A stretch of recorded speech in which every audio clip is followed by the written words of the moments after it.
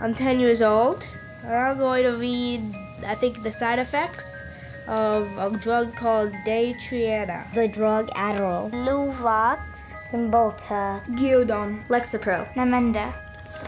I have a question. Where do I find the side effects? How do I read it if it's so small? Just a bunch of letters squished together. I can't read this. This is the side effects of the drug. Side effects. Stroke. What the heck? Speech disorder. Eye disorders, vision blurred. Dry mouth. Nervous. Tremor, dizziness, Delirium and coma. Tardive dyskinesia. They experience worsening of their depression. Aggressive reaction. Paranoid reaction. Psychosis. Serious cardiovascular events. Other serious heart problems. Heart failure. What? Suicidal thoughts. Suicidal thinking and behavior. Increases the risk of suicide. An increased risk of death. Sudden death. These guys must be kidding. Wow. This is gross. Seeing this on a warning label, does anybody have any clue what they're putting their kids into? This isn't good.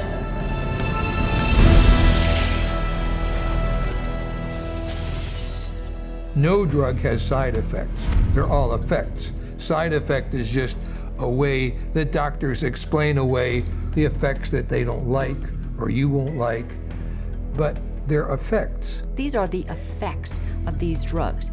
They're not just what might happen to you, they're what happen more often than not. We name them side effects because they're an unintended consequence. The antidepressant drugs not only don't make you happy, they have all kinds of negative effects on the system as a whole. These drugs are absorbed and distributed throughout your entire body, so they have side effects through all of your tissues and organs, including your liver and your kidneys and your nervous system. They destroy the brain, the neural net. They literally kill brain cells and cause all kinds of brain disorders. That's why we have they're not side effects, they're direct effects.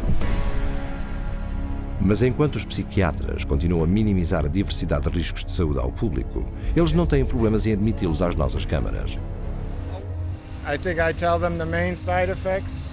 I don't tell them every side effect because there are so many possible side effects. I would say the majority of patients experience some side effects. People get side effects to every medication you try. They all have side effects. All kinds of side effects, lots of side effects. Physical feelings of sickness. Headaches, insomnia, so then they have a little trouble going to sleep. Drowsiness. Sedation is very frequent. Restlessness, appetite stimulation. Neurologic side effects. Tremor or muscle spasms. Stiffness. Weight gain. Obesity. Weight gain and stuff like that. Decreased performance of sexual functioning. Sexual side effects can happen. Sexual dysfunction, etc. I've never had anybody die or anything, but I've had people faint and stuff, and it's really sort of unpredictable. You name it and it can be a side effect.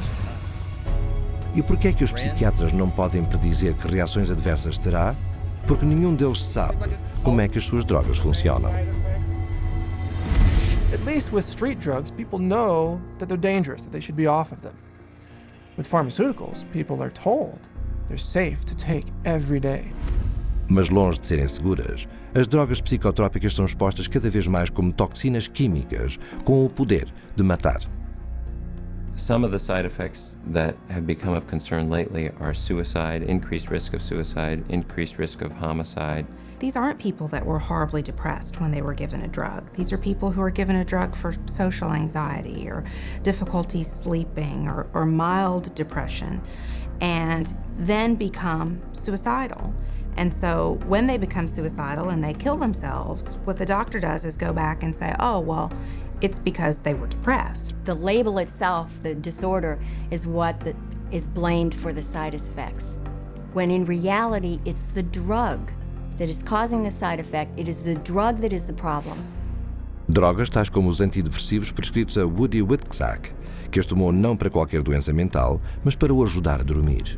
My husband and I, Tim, his nickname Woody, we were married just 2 months shy of 10 years, so we've had a long life together.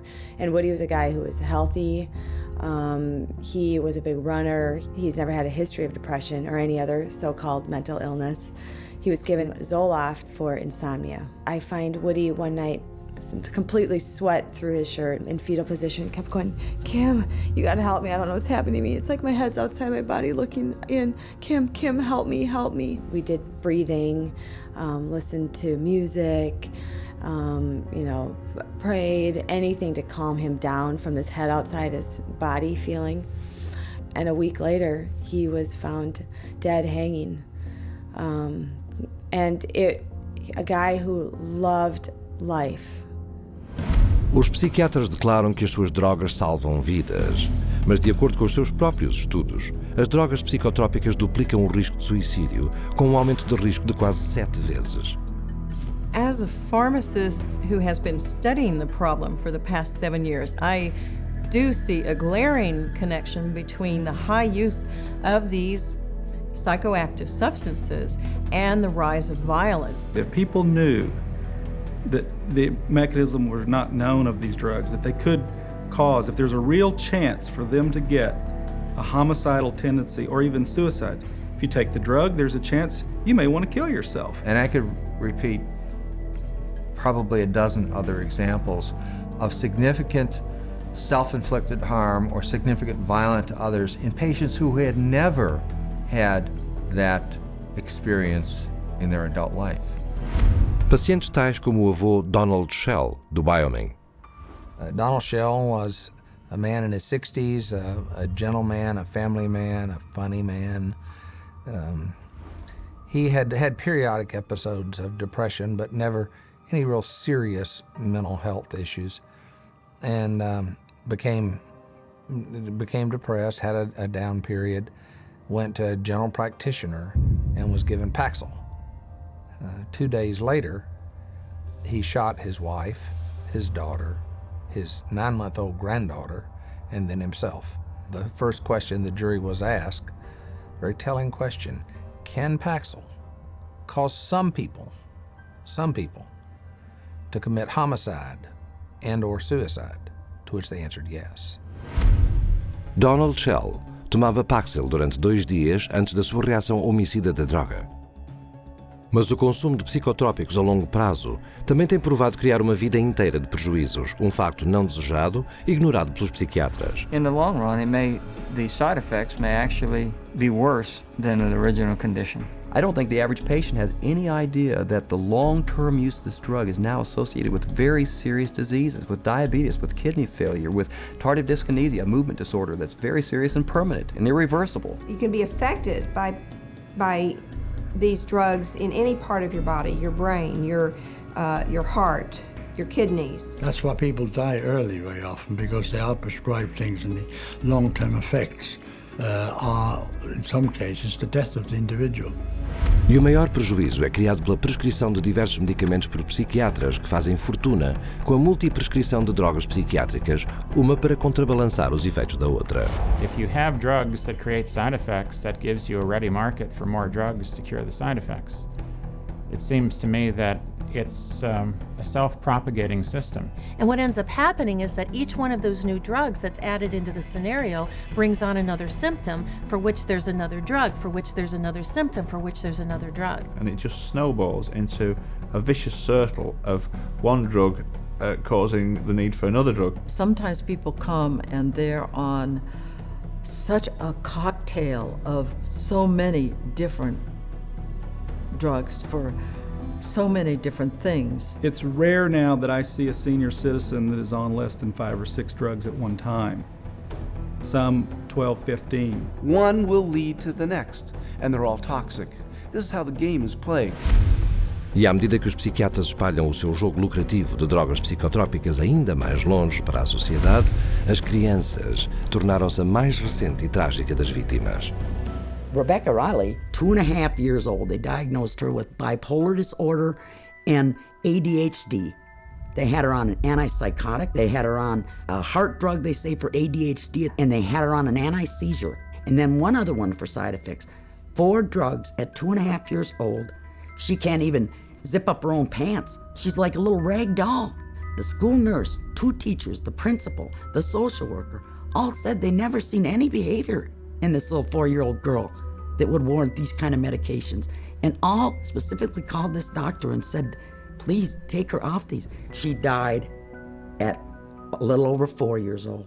This little girl that didn't have a chance, and the psychiatrist just let her. Em vez de ir a tribunal e ser presa, a psiquiatra de Rebecca Riley, a doutora Keiyoko Kifuji, nem sequer perdeu a sua licença. Uma pessoa pode muito bem perguntar-se como é que os psiquiatras se safam com isso. A resposta está num conceito legal conhecido como standard de cuidado.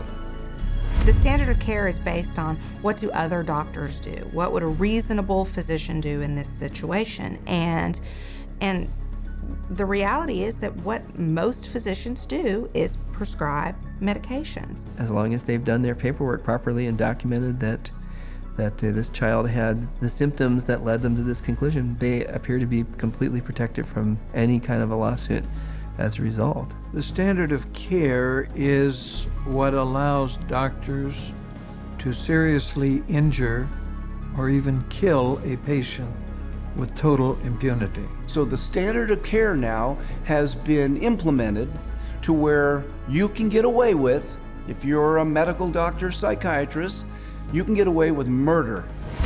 E o número de mortes continua a elevar-se. As drogas psicotrópicas matam agora uma estimativa de 42 mil pessoas anualmente. The cost to society is very real and very devastating, but the medicine they're practicing isn't real. It's a hoax. Profit always comes before patient safety, and they take a very short-sighted view.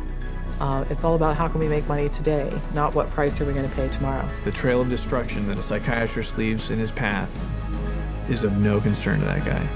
It's all about money. E é muito dinheiro. A psiquiatria é atualmente uma indústria de mais de 300 milhares de milhões de dólares, sem uma única cura. E à medida que mais e mais avanços são prometidos pelos psiquiatras, o seu número total de vítimas doentes, feridas e mortais continua a escalar. Desprotegido está o público, você, que se deve defender por si próprio.